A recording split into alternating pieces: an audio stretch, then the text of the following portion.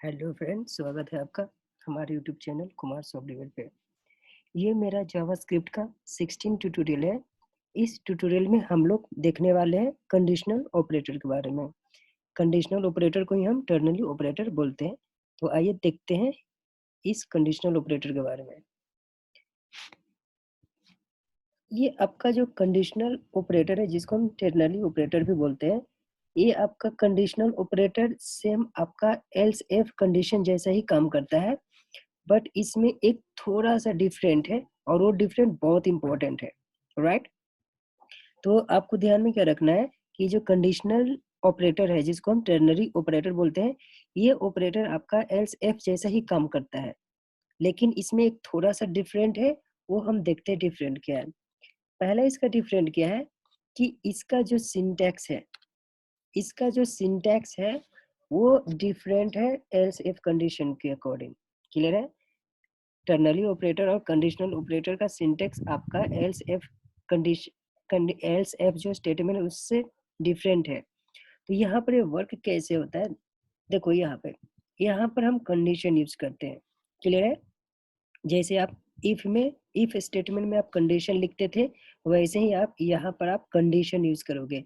और यहाँ पर आप मल्टीपल कंडीशन भी यूज कर सकते हो लॉजिकल ऑपरेटर को यूज करके। जैसे आपने इफ स्टेटमेंट के अंदर में आपने 2 कंडीशन यूज़ किए थे एंड लॉजिकल ऑपरेटर यूज़ कर।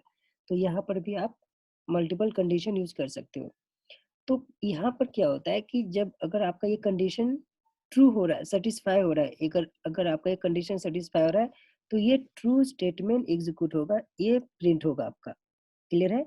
और अगर आपका ये कंडीशन सैटिस्फाई नहीं हो रहा है, तो आपका ये स्टेटमेंट प्रिंट होगा, फॉल्स स्टेटमेंट। क्लियर है सबको? एक बार और मैं बताना चाहूँगा कि ये कंडीशन को हम यहाँ पर लिखते हैं और ये कंडीशन अगर आपका ट्रू है तो ये स्टेटमेंट यहाँ से ये स्टेटमेंट एग्जीक्यूट होगा, और फॉल्स है तो ये स्टेटमेंट एग्जीक्यूट होगा। क्लियर है? तो यहाँ पर एक और इम्पोर्टेंट बात क्या है कि जब आप टर्नरी ऑपरेटर यूज करोगे, तो यहाँ पर आप एक ही स्टेटमेंट लिख सकते हो। यहाँ पर आप एक ही स्टेटमेंट लिख सकते हो। जैसे आपने एल्स इफ में क्या लिखा था, आपने मल्टीपल स्टेटमेंट लिख लिया था और वहाँ पर हम मल्टीपल स्टेटमेंट लिख सकते थे। कहाँ पर? एल्स इफ में। बट इस सिचुएशन में जब आप टर्नरी ऑपरेटर यूज़ करोगे, तो आप एक ही स्टेटमेंट यहाँ पर लिख सकते हो। क्लियर है? तो अगर आपका रिक्वायरमेंट है कि एक ही स्टेटमेंट लिखनी हो मुझे और आपका एक ही लाइन में कंडीशन भी हो जानी चाहिए, तो हम टर्नरी ऑपरेटर यूज़ करते हैं। क्लियर है? तो आइए हम देखते हैं एग्जाम्पल के थ्रू। मान लो कि ये मेरा var मैंने x टेल लिया। अब मैंने यहाँ पर x का वैल्यू, अब देखो यहाँ पर var मैंने x लिया, var y मैंने डिक्लेयर कर दिया, जो कि क्योंकि मैं यहाँ पर यूज किया इसलिए मैंने एक डिक्लेयर कर दिया। डिक्लेयर करना पड़ेगा आपको। अब देखो यहाँ पर मैंने कंडीशन लिया है कि x ग्रेटर देन 5। तो ये कंडीशन क्या है? वैलिड है कि इनवैलिड है? ऑब्वियसली ये कंडीशन आपका वैलिड है, क्योंकि x का वैल्यू 10 है, तो 10 ग्रेटर देन 5 ये कंडीशन वैलिड है, मतलब कि ट्रू रिटर्न करेगा। तो आपका ये स्टेटमेंट एग्जीक्यूट होगा। यहाँ पर आप जो स्टेटमेंट लिखोगे ये आपका एग्जीक्यूट होगा। तो यहाँ पर मैंने ट्रू लिखा है तो आपका ट्रू प्रिंट होगा। क्लियर है? अगर मान लो कि यहाँ पर मैं लिखता हूँ 15, तो ये स्टेटमेंट इनवैलिड है। अगर इस सिचुएशन में आपका ये फॉल्स स्टेटमेंट एग्जीक्यूट होगा। क्लियर है ये पॉइंट? तो आइए इसको हम प्रैक्टिकली देख लेते हैं। ये मेरा पिछले ट्यूटोरियल्स का एग्जाम्पल था, इसको मैं इरेज कर देता हूँ, जहाँ पर हमने हमने एल्स इफ कंडीशन देखा था। तो यहाँ पर देखो, मान लो एक मैंने वैर लिया, वैर सपोज मैंने a इक्वल टू 10 लिया और मैं यहाँ पर एक कंडीशन यूज कर रहा हूँ। इस कंडीशन में लिखता हूँ कि a ग्रेटर देन 5। यहाँ पर कंपलसरी आपको ये क्वेश्चन टैग जैसा लिखना पड़ेगा। क्लियर है? उसके बाद आपको यहाँ पे v इक्वल टू मैं लिखता हूँ, यहाँ पर v इक्वल टू मैंने लिखा, मान लो कि मैं ये ट्रू लिया मैंने, ठीक है? और यहाँ पर आपको उसको रेवोल्यूशन ऐसा देना पड़ेगा। फिर मैंने b इक्वल टू लिखा, यहाँ पे फॉल्स लिखा। क्लियर है? अब यहाँ पर आपने b यूज किया है, तो ये यहाँ पर आप b को डिक्लेयर कर दो, वैर d। क्लियर है? अब इसको मैं सेमीकोलन देके इसको मैं प्रिंट कर देता हूँ, डॉक्यूमेंट डॉट राइट। इसके अंदर में मैं b का वैल्यू पास कर देता हूँ। अब देखो ये मेरा आउटपुट ट्रू आ चुका है। ट्रू क्यों आया देखते हैं। अब देखो a का वैल्यू क्या है, 10 है।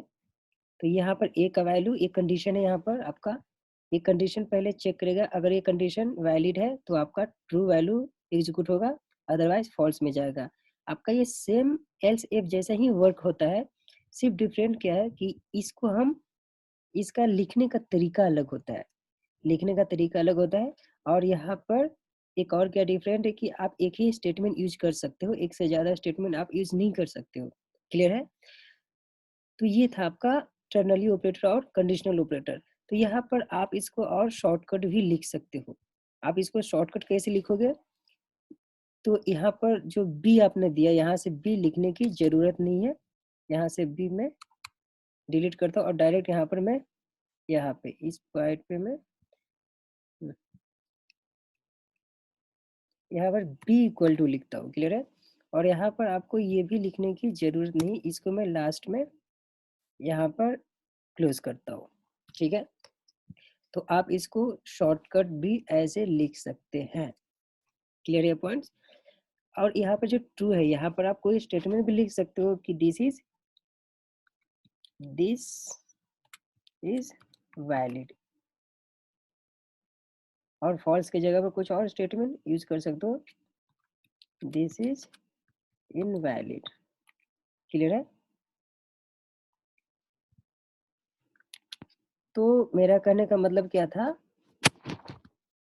कि आपका जो, यहाँ से मैं इसको थोड़ा कम कर देता हूँ, यहाँ पर फॉल्स रहने दो। मेरा कहने का मतलब क्या था कि ये जो कंडीशन है, ये कंडीशन अगर ट्रू होती है तो यहाँ पर ये जो पार्ट है, यहाँ पर आपका ट्रू स्टेटमेंट के लिए लिखा हुआ रहता है, यहाँ पर आपका फॉल्स स्टेटमेंट के लिए लिखा हुआ रहता है। क्लियर है ये पॉइंट सबको? तो ये था आपका टर्नरी ऑपरेटर। और अगर आप चाहोगे कि यहाँ पे मान लो कि मुझे यहाँ पर और कुछ चेंजेस करनी है, मान लो कि यहाँ पर मैं कुछ और वैल्यू, कुछ एक्स्ट्रा कुछ ऐड करना चाहता हूँ, तो यहाँ पर आप ऐसा लिख सकते हो। यहाँ पर स्ट्रिंग के अंदर में लिख दो, यहाँ पे लिखो कि वैल्यू इज, ऐसा लिख सकते हो। और यहाँ पर आपको कॉन्क्रीट ऑपरेटर, कॉन्क्रीट जो ऑपरेटर है, जो प्लस का साइन आप यूज कर सकते हो। यहाँ पर आप करना, यहाँ पर आप ऐसे कर सकते हो। तो देखो यहाँ पर क्या आ गया कि देखो ये मेरा ऐड हो गया, वैल्यू इज, देखो यहाँ पर वैल्यू इज और ट्रू। क्लियर है? ट्रू मेरा ये एग्जीक्यूट हो रहा है। अगर देखो यहाँ पर मैं वैल्यू इसको मैं करता हूँ 15, 15 किया तो ये कंडीशन आपका फॉल्स हो गया। अगर ये कंडीशन फॉल्स है तो ये वाला एग्जीक्यूट होगा। क्लियर है पॉइंट सबको? तो ये आपका टर्नरी ऑपरेटर था, जिसको हम कंडीशनल ऑपरेटर बोलते हैं। क्लियर है? आई होप आपको ये ट्यूटोरियल समझ में आया होगा। Thank you.